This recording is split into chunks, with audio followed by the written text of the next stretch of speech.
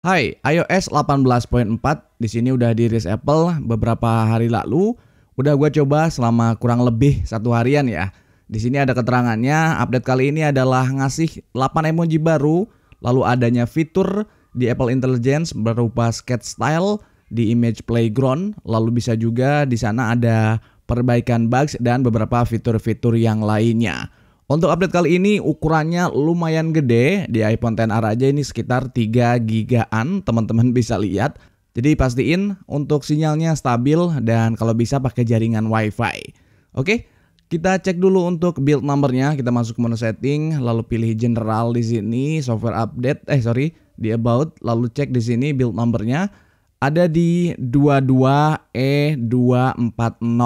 Lanjut kita cek untuk iPhone storage-nya. Apakah ada pembengkakan? Oke, kita tunggu sebentar. Buat loadingnya cepat, harusnya aman biasanya sih kalau kayak gini. Oke, iOS-nya di sini ada 12,24 GB dan sistem datanya ada di 6,95 GB. Harusnya ini dalam kondisi atau dalam size yang masih normal, masih aman dan nggak ada bugs di sini. Lanjut di beberapa perbaikan bugs apa aja yang terjadi di iOS 18.4.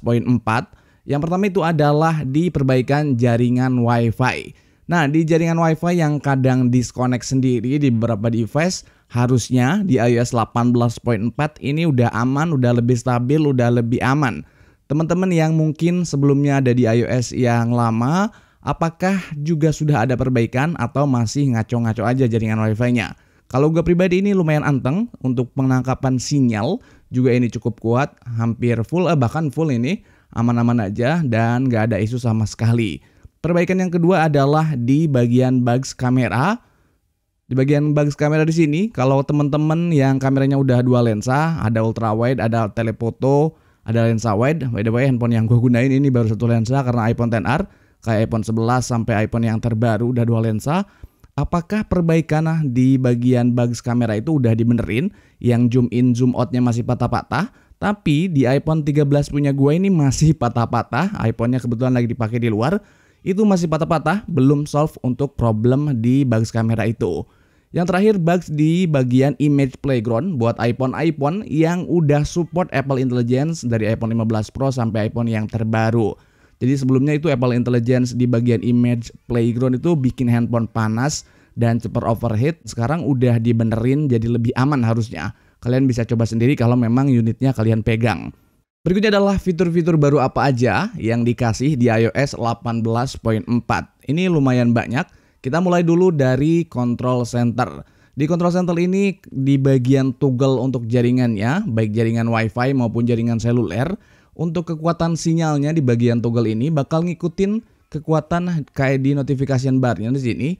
Jadi kalau barnya ada 2, maka sinyal di sini juga akan ada 2. Kalau ada 3, juga akan ada 3 nambah. Jadi dinamis, bisa naik turun, nggak cuma stuck 1 doang. Lalu untuk jaringan WiFi juga sama. Ketika jaringannya 4 akan tertampilkan 4, ketika 3 akan tertampilkan 3, kayak gitu. Teman-teman bisa lihat di sini, naik turun, dinamis. Jadi lebih sinkron dengan status di bagian atas ini. Kayak gitu. Masih di notification center, teman-teman bisa lihat di sini ada ambient musik. Bisa kita add juga, caranya cukup gampang, tinggal token aja tombol plus di sini, lalu add control. Nah, di sini tuh akan ada ambient musik, ada sleep, ada chill, ada productivity maupun ada well-being. Jadi kalau kita pengen dengerin musik-musik sesuai moodnya ini, tinggal kita klik aja langsung di bagian control center. Misalkan gue contohin, misalkan gue pengen dengerin musik sleep di sini, ikonnya tinggal kita klik aja. Nah, nanti di sini akan otomatis play musiknya. By the way ini untuk volumenya gue kecilin biar nggak kena copyright. Kalau kita matiin tinggal klik aja, otomatis mati dan ini terpisah dari Apple Music ya.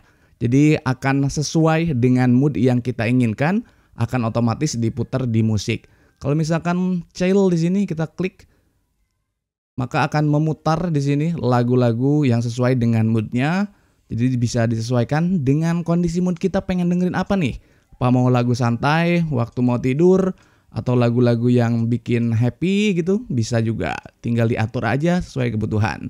Tinggal kalian tambah-tambahin aja di sini. Caranya kayak tadi yang udah gue sampein, tinggal klik tombol plus, lalu pilih di sini add control, Dan tinggal kalian cari aja ambient musik, tinggal kalian tap-tap aja bagian mana yang pengen kalian tambahin. Gampang dan sederhana, oke? Hal baru berikutnya yaitu bagian emoji. Di sini gue udah coba beberapa emoji. Nah, ada 8 emoji kayak gini, emoji-emoji yang baru. Walaupun mungkin ini nggak penting-penting amat, bukan hal yang gede, tapi kalian butuh buat emoji buat seru-seruan, ya silahkan aja dipakai. Lalu berikutnya adalah di bagian App Store. Nah, di App Store gini, misalkan gue akan download atau update aplikasi. Dan aplikasinya itu misalkan tertunda. Nah, misalkan ini deh, TikTok di sini gue klik. Nah, TikTok itu gue pengen update, misalkan pengen update. Terus saat update misalkan aja gue ternyata tiba-tiba wifi-nya terputus atau sengaja gue stop kayak gini. Maka di sini akan ada redesign icon baru yaitu resume. Kalau pengen dilanjutin, tinggal kita klik aja resume. Nah, kayak gitu.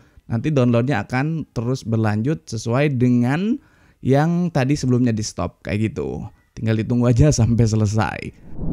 Fitur berikutnya yaitu ada di bagian photos di sini. Kita kembaliin dulu. Kita kembaliin sebentar. Oke, teman-teman, kalau kita lihat di bagian sini, di bagian photos, di media types dan di utilities, kita bisa custom. Gua contohin di media type aja. Klik di sini. Nah, kita bisa klik edit di sini, lalu kita bisa rearrange atau kita bisa atur ulang susunannya, mana yang di atas, mana yang di bawah kayak gitu. Tinggal kita klik aja di sini, tahan. Lalu tinggal pindah-pindah kayak gini. Kayak gitu. Kalau pindahin lagi gampang, tinggal tahan, pindahin lagi kayak gitu. Nah, kayak gitu. Tinggal kita susun-susun aja sebentar. Nah, kayak gitu ya.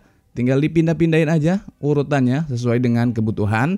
Kalau mau reset ke pengaturan ulang, tinggal kita klik reset. Di sini tombolnya ada reset.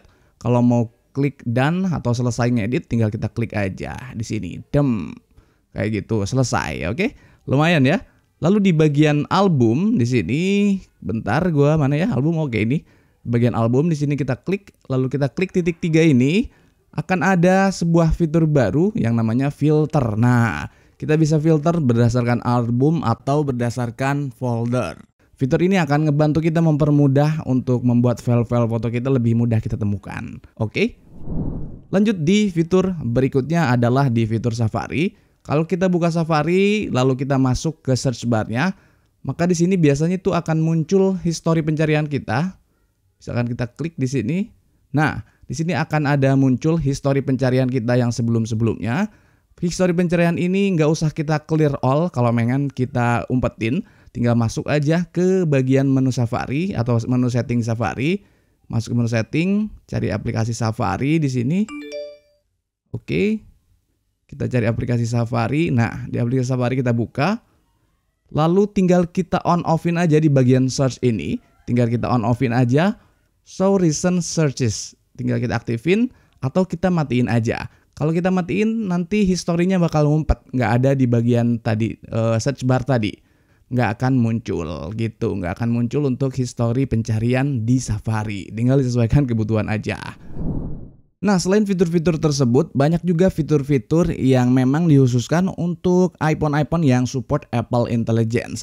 Yang pertama adalah adanya redesign dari Genmoji dan sudah support juga di aplikasi-aplikasi pihak ketiga kayak di WhatsApp. Lalu yang kedua adalah Visual Intelligence di iPhone 15 Pro. Sekarang udah bisa di custom lewat action button. Jadi kalau kalian punya iPhone 15 Pro, action buttonnya itu bisa dijadikan shortcut untuk melakukan Visual Intelligence. Lalu yang berikutnya adalah di Image Playground. Di Image Playground ini sekarang udah lebih customable, di mana udah ada fitur baru yang namanya fitur Sketch Style. Jadi bisa kita sketch, bisa kita atur-atur stylenya. Dan juga hal positifnya sekarang udah nggak ada isu panas lagi kalau lagi operate Image Playground. Mantap, perbaikan yang cukup oke sih. Berikutnya adalah Priority Notif dengan bantuan AI. Jadi di iPhone 15 Pro dan iPhone yang terbaru yang udah support Apple Intelligence, ketika ada notifikasi akan diprioritaskan notifikasi-notifikasi yang dianggap paling penting. Jadi kita tahu mana aja yang paling penting yang bisa langsung kita buka. Ini jelas banget bakal menguntungkan dan mempermudah kita sehingga bisa kita tahu mana aja yang harus segera kita balas, harus segera kita baca, kayak gitu. Dan gimana bang untuk performanya? Nah, untuk performanya secara di atas kertas di sini ya, udah gua lakukan pengujian. Untuk CPU-nya didapat skor standar aja, nggak ada penurunan yang signifikan atau peningkatan yang signifikan dari sebelumnya. ada di skor 1120 dan untuk multicore-nya ada di 2516. Lalu untuk GPU-nya di sini didapat skor 5788. Again, bukan ada peningkatan atau penurunan yang signifikan, cuman biasa-biasa aja karena sebelumnya juga didapat skor 5796. Mirip-mirip aja. Jadi nggak ada isu di bagian performa. Cuman setelah gua pakai kurang lebih 1 harian, menurut gua untuk performanya ini sedikit lebih baik, apalagi di iPhone XR ini yang kalau ada bugs, ada performa yang menurun itu cukup berasa banget karena chipset yang udah tua. Gua ngerasa ini lebih baik daripada iOS sebelumnya, ngerasa sedikit lebih smooth aja, lebih enteng gitu. Waktu buka-buka, waktu gua coba cari-cari barang di Tokopedia, Shopee dan sebagainya, itu berasa lebih enteng. Kalau sebelumnya itu relatif kayak gampang panas, kalau udah beberapa menit kadang nge-freeze aplikasinya. Tapi kalau sekarang sejauh ini masih aman-aman aja. Terakhir yang nggak kalah penting juga gua infoin ke kalian, setelah update iOS jangan lupa kalian masuk ke App Store kalian, masuk ke profile kalian, cek di sini aplikasi-aplikasi di sini teman-teman bisa lihat sendiri, banyak banget yang minta diupdate. Jadi kalian lakukan aja update all kayak gini untuk memaksimalkan dan meminimalisir bugs-bugs yang mungkin terjadi dari aplikasi-aplikasi pihak ketiga maupun bawaan dari Apple. Biarkan mereka update sendiri, walaupun memang cukup banyak update yang terjadi kali ini. Wow, banyak banget ini. Sampai ke bawah. Ada kali ya 20 aplikasi kayak gitu. Lakukan aja update secara berkala. Oke. Thanks for watching. Mudah-mudahan video ini bermanfaat. See you next video. Peace out. Bye-bye. Brother, Apple devices, gadget and technology. Apple devices, gadget and technology.